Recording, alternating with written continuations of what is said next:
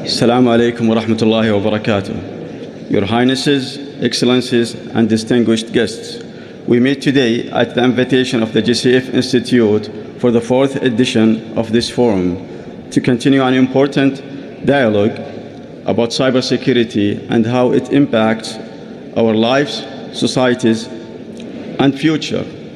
It's a great pleasure to have this opportunity to share some thoughts about the intersection between cybersecurity, economic stability, and growth. In today's digital age, we live in multiple and parallel grids of data, connectivity, transportation, energy, and supply chains. And our systems and infrastructures are globally interconnected, whether directly or indirectly, making cybersecurity a critical global issue that affects every aspect of modern society. It's a fact of life that our societies are tech-driven, and as we become more digitally interconnected, we are pushing more assets from the physical space to the cyberspace. And as a result of this, our combined cyber and physical vulnerabilities are multiplying at an exponential rate. Regardless of the industry of focus, technology opportunities and threats as well are heavily expanding on both ends of the supply chain spectrum, from the development and manufacturing to assembly lines to distribution, all the way to applications and consumers as well. As such, cybersecurity transcends borders and industries. In my opinion, cybersecurity should be about ensuring that the cyberspace on which we depend remains a safe place for navigation. This can only be achieved by understanding the economics of cybersecurity, promoting responsible emerging technology practices, investing in technological sovereignty, and enhancing trusted global collaboration. Starting with the economics of cybersecurity, it's a subject that is worth deeper contemplation by the academia and think tanks, industry players, and policymakers. To better understand economics of cybersecurity, one would need to calculate the value of assets, cost of a protection, cost of damage, and the cost to launch a cyber attack, using today's tools on today's exposure services. Unless you put all these figures on one scale, I would argue that our cybersecurity evaluation methods are insufficient.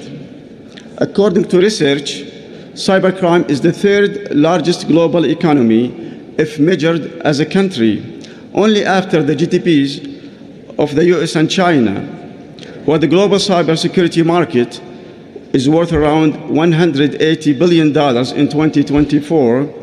The global cost of cybercrime is estimated to reach $9.5 trillion by the end of this year, with a year-over-year growth of 15%. So in simple and short terms, the cost of damage today is more than 50 times what we're spending to fix the issue. And this multiplier distance will keep growing bigger as emerging technologies such as AI are expected to drive around 30% of cyber attacks.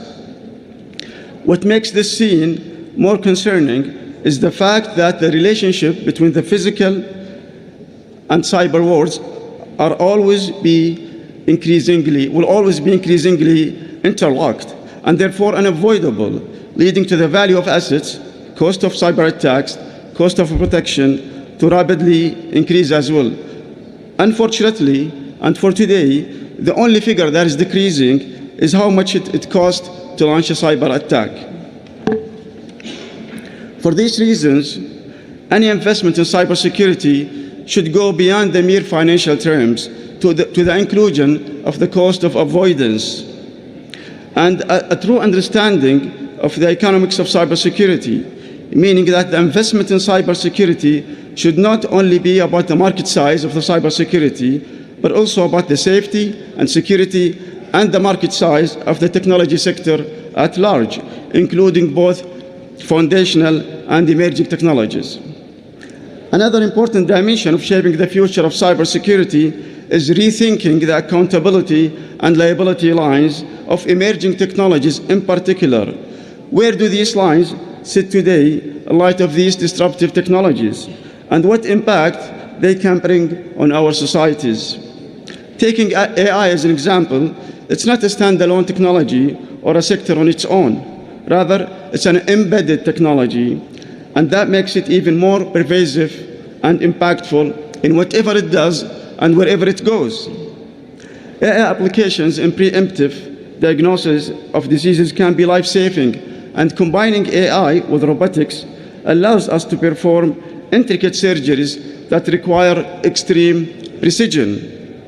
So the consequences of factoring in other emerging technologies, such as quantum computing, drones, robotics, and mobility with AI, cannot be overstated. While these technologies bring unimaginable reach, access, and autonomy for our societies and businesses today, they need to be responsible and trustworthy for the greater good of humanity. As such, the liability and ethical burdens should expand to include both sides, the development and the applications of these emerging technologies. The power of technology cannot be overstated, which brings me to the third thought on this new reality of the intertwined relationship between the physical and cyber worlds, creating unforeseen scenarios, shifting the cyber battlefield from the digital space to the physical cyberspace, unfortunately, building a more attractive playground for adversaries. This created the need for technological sovereignty, which means technology localization, operational control, and data provenance within borders. Sovereignty creates tremendous opportunities for world-class tech companies and tech players to take the lead in embedding sovereignty features in their offerings. It is a key value proposition and differentiator for growing their businesses and market shares outside their home countries, and will definitely lead to a better return on investment in cybersecurity.